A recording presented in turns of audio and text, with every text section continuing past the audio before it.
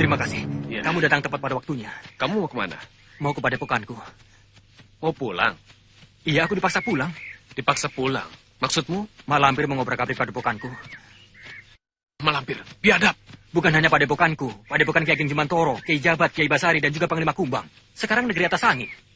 Mak Lampir mau buat perang besar apa? Iya, Mak Lampir mau merusak Mataram dari dalam. Kami datang beramai-ramai ke Mataram untuk menjaga Mataram.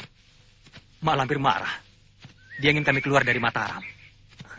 Boleh juga akal bulusnya. Iya. Sekarang kamu mau kemana? Ikut aku atau ke Mataram? Di sana ada Mahesa dan gurunya, Dewi Racun. Aku mau ke Mataram saja, bergabung dengan Mahesa dan gurunya. Sampai jumpa. Ya.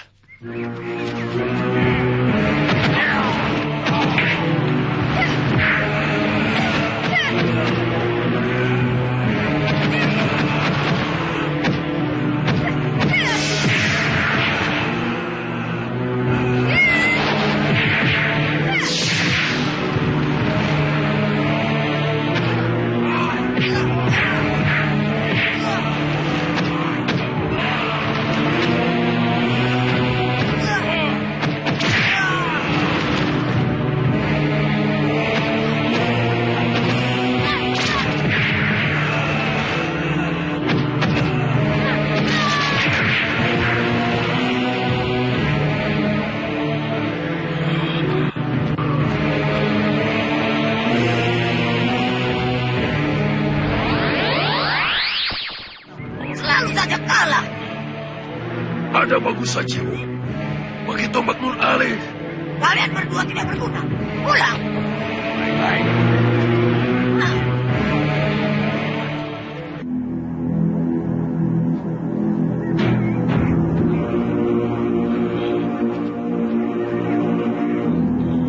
Mau kemana kita, Nek? Kenapa tanya? Sudah tahu sekarang ini kita sedang berada di mana? Kampung Siluman Rubuh. Nah, itu sudah tahu. Kenapa nanya?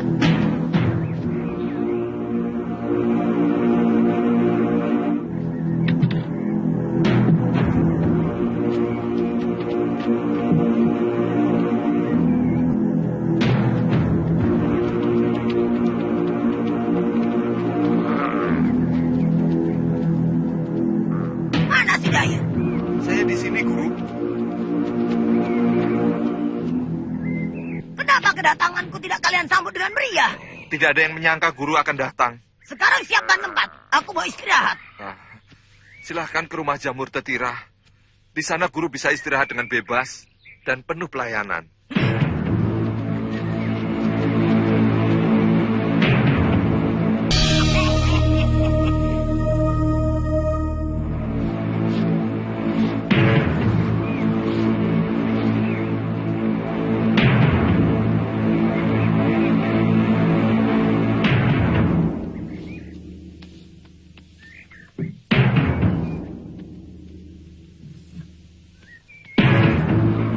Istri kamu melihat aku menemui kamu seperti ini, pasti marah ya? Kenapa? Karena istri kamu sangat penyabar? Tidak juga. Loh, masa? Kok aneh? Tidak ada yang aneh. Tapi, apa karena istri kamu tidak punya rasa cemburu? Tidak punya perasaan.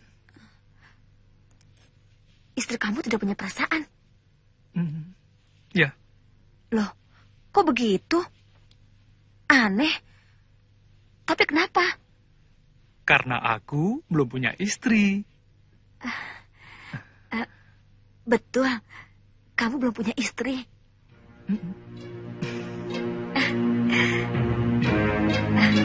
Berarti kau jadi milikku.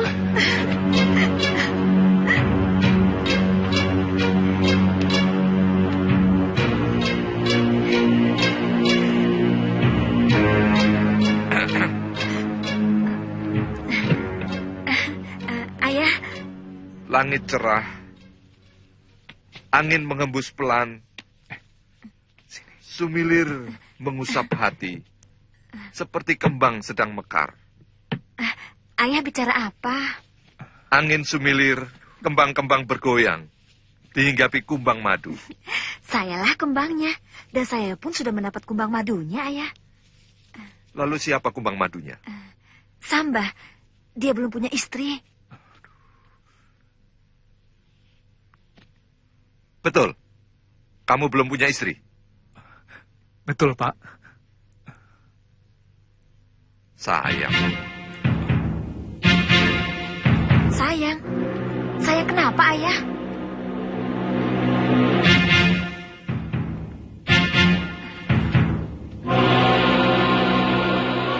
Ayah, tunggu.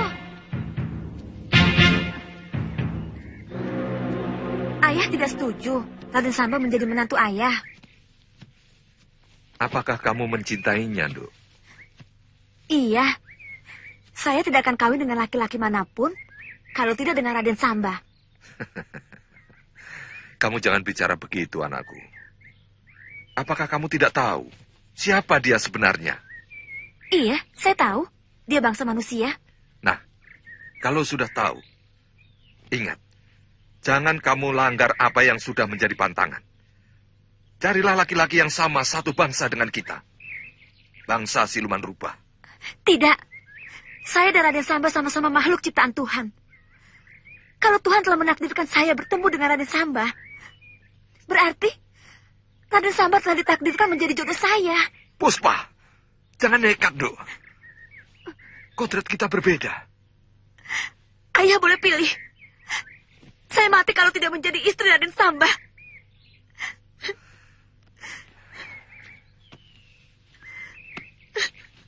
Baiklah, nak.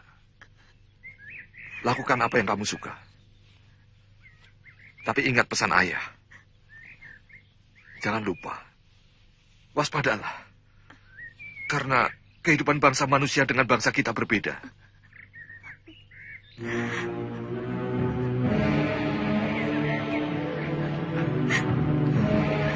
Raden Samba orang yang baik, ayah. Dia tidak akan berbuat macam-macam kepada kita.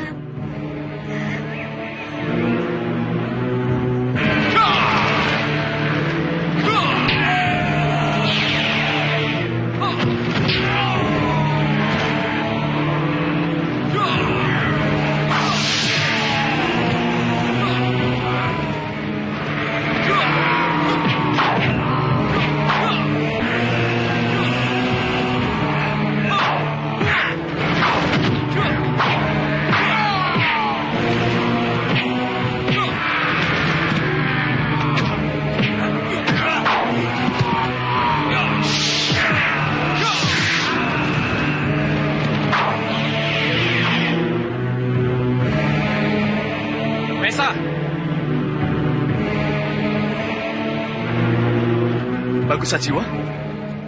Apa kabar Bagus? Baik-baik saja. Kenalkan, ini guru saya Dewi Racun. Ini gurumu? Iya. Wah, aku pikir gurumu seorang laki-laki tua. Ternyata seorang wanita muda yang cantik. Biarpun masih muda, tapi kan tidak ada salahnya jadi guru saya. Sebab ilmunya lebih tinggi dari saya. Ya, meskipun muda, kalau guru ya guru, Maesa. Kamu juga ada di sini? Mau ketemu Sultan Agung? Saya bertemu dengan Santalima. Dia banyak cerita tentang kemelut yang terjadi di sini. Makanya saya cepat-cepat ke sini. Kebetulan kami mau ke istana. Ayo, sama-sama. Ayo.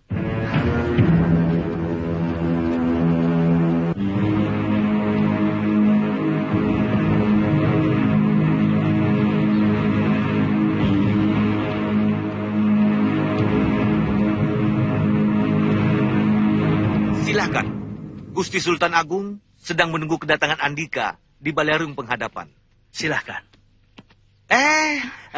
Bukankah Nyai Dewi ini Dewi Racun? Iya, ada apa? Ada amanat untuk Nyai Dewi. Amanat? Iya. Dari siapa? Seorang pria yang sudah Nyai kenal. Namanya? Bayu Seta. Di mana dia sekarang? Nyai Dewi ingin ketemu? Iya. Berjanjilah bahwa Nyai Dewi akan merahasiakan pertemuan dengan Bayu Seta. Kenapa harus dirahasiakan? Nanti Nyai Dewi akan tahu sendiri. Baik, aku akan merahasiakannya. Ikutlah dengan kami. Berjanjilah selama dalam perjalanan, Nyai Dewi tidak akan menanyakan apapun. Baik, aku berjanji. Baik.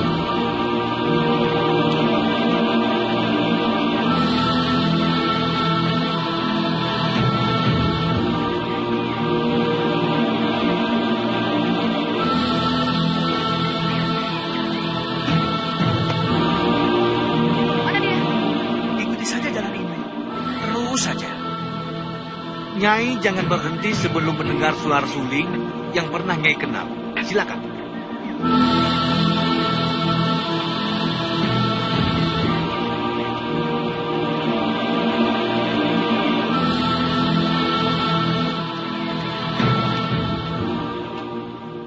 Kalau memang benar, Aji Basa Pamungkas berada di sini, kenapa tidak langsung ditangkap saja?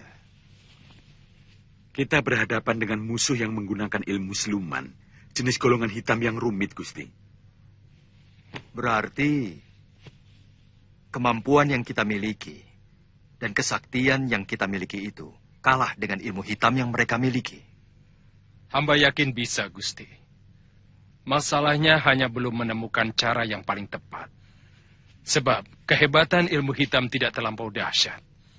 Hanya karena memiliki sifat yang aneh dan ganjil, yang kadangkala membingungkan kami. Disinilah hebatnya Aji Basa Pamungkas. Dia sadar kalau dirinya itu bukan siluman, sehingga keberadaannya di keraton sangat mudah untuk dilacak. Oleh karena itu, dia bergabung dengan Mak Lampir, biangnya para siluman. Di sini ada Bagus Sajiwo dan Mahesa Gusti, yang berteman akrab dengan beberapa tokoh dari bangsa makhluk halus. Barangkali Andika bisa memecahkan rahasia kehebatan ilmu siluman Mak Lampir. Apa yang dikatakan pangeran benar, Gusti? Ada 5 tokoh bangsa makhluk halus yang akrab dengan hamba. Rindi Antika, Datuk Larang Tapa, Kala Gondang, Panglima Kumbang, dan Santalima. Banyak sekali. Apakah mereka tidak bisa mengalahkannya? Sudah terlalu sering mereka bertempur dengan Mak Lampir, Gusti. Dan hasilnya saling kalah mengalahkan. Sampai sekarang kami pun belum tahu harus dengan cara apa membinasakan Mak Lampir. Sampai musnah sama sekali.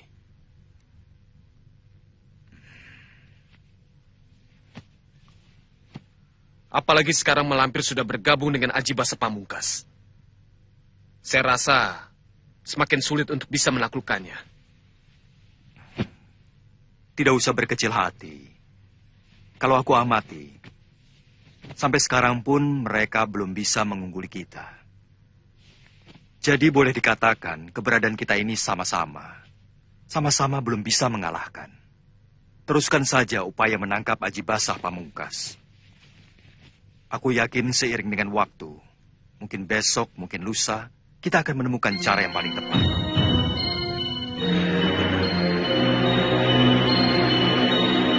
Kita akan lama di sini, Grando. Sampai saya sembuh, Nek. Luka-lukamu itu cukup parah. Tidak bisa sebentar untuk memulihkan kekuatanmu. Saya masih kuat, Nek. Jangan lama-lama di sini. Saya tidak betah di sini, Nek. Tapi aku memerlukan waktu untuk merenung. Aku butuh petunjuk. Bagaimana caranya memusnahkan Aji Basa Pamungkas? Iya. Aku selalu merindukanmu sejak kamu meninggalkan aku. Iya, aku juga. Benar? Kamu juga merindukan aku? Iya, kenapa? Kamu tidak percaya? Iya, Sebab sejak kita berpisah, kamu tidak pernah memberi kabar apapun. Sama sekali tidak ada usaha untuk mencari aku. Kamu benar-benar sudah melupakan aku. Kepergianku membawa luka yang sangat dalam. Memberi kabar padamu, aku pikir hanya membuat luka yang baru. Karena itulah aku berusaha untuk melupakan kamu. Ya, meskipun kerinduanku meledak-ledak, seperti lahar di perut gunung berapi. Selama ini kamu ada di mana? Aku berguru kepada seorang si penunjuk. Tapi kalau aku pikir, terlalu lama juga tidak baik.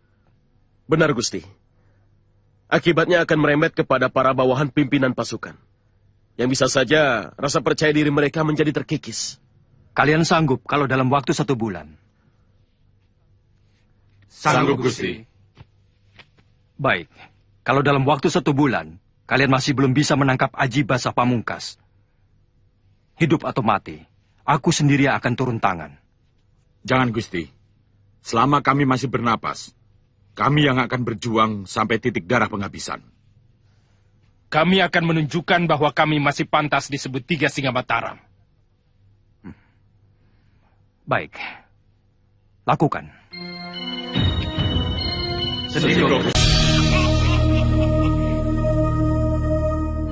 Gairahku untuk rumah tangga hilang. Karena pikiranku selalu tertuju kepadamu. Lalu, kamu sendiri bagaimana? Aku menikah. Oh, kamu menikah? Oh. Jangan salah sangka, Bayu Seta. Kamu laki-laki. Sampai tua tidak menikah juga tidak apa-apa. Tapi aku perempuan. Mau dikemanakan muka ayah dan ibuku kalau aku jadi perawan tua? Iya, aku paham. Aku menikah dengan laki-laki pilihan orang tuaku. Seorang petinggi keraton, berpangkat tumenggung.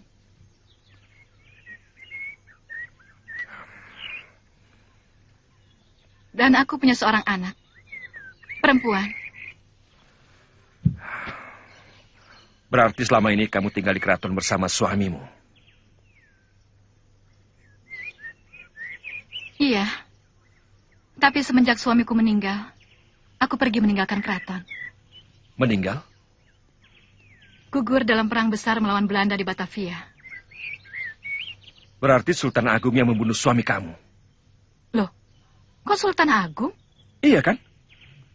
Suami kamu dikirim ke medan perang oleh Sultan Agung, bukan? Iya. Nah, berarti Sultan Agung yang membuat suami kamu meninggal. Kok kamu jadi salah menilai begitu? Iya kan? Tidak. Sultan Agung itu seorang raja. Dia memerintahkan angkatan perang kerajaan Mataram untuk berangkat ke Batavia dan berperang melawan Belanda. Suamiku seorang prajurit harus patuh pada raja. Dan bukan cuma suamiku, semuanya. Tumenggung Baurekso, Tumenggung Suro Agul-Agul, Senopati Jayapati, semuanya juga berangkat. Justru kamu yang salah menilai. Maksudmu? Sultan Agung dan Belanda sama jahatnya. Sama-sama punya nafsu kekuasaan untuk meluaskan wilayah. Ingin menguasai Pulau Jawa. Bahkan seluruh Nusantara. Maka itulah Sultan Agung sangat benci sekali kepada Belanda. Yang dianggapnya sebagai saingan, sebagai penghalang dari nafsu kekuasaannya. Karena keserakan hatinya itulah Sultan Agung memutuskan untuk menggempur Belanda. Hasilnya apa? Dia tidak pernah menang melawan Belanda. Malah sebaliknya, banyak kehilangan orang-orang penting Mataram. Banyak istri-istri menjadi janda karena ditinggal suaminya. Banyak anak-anak menjadi yatim karena bapaknya mati. Akibat perang melawan Belanda. Itu semua akibat dari keserakan Sultan Agung. Jangan berkata begitu, Bayu Seta. Sultan Agung ingin melepaskan dan membebaskan Pulau Jawa dan Nusantara dari cengkeraman Belanda. Niatnya itu sangat mulia dan kita patut mendukungnya. Rupanya kita berseberangan pandangan terhadap Sultan Agung. Itu hakmu. Lalu bagaimana pandanganmu terhadap Belanda? Sama, benci. Sebab baik Sultan Agung maupun Belanda sama-sama penjajah, rakus dan serakah. Aku senang kamu benci kepada Belanda. Tapi sayangnya, kenapa kamu juga harus benci kepada Sultan Agung? Aku tidak akan memaksa kamu untuk menuruti aku benci kepada Sultan Agung. Sebab suatu saat nanti, kamu akan tahu siapa sebenarnya Sultan Agung.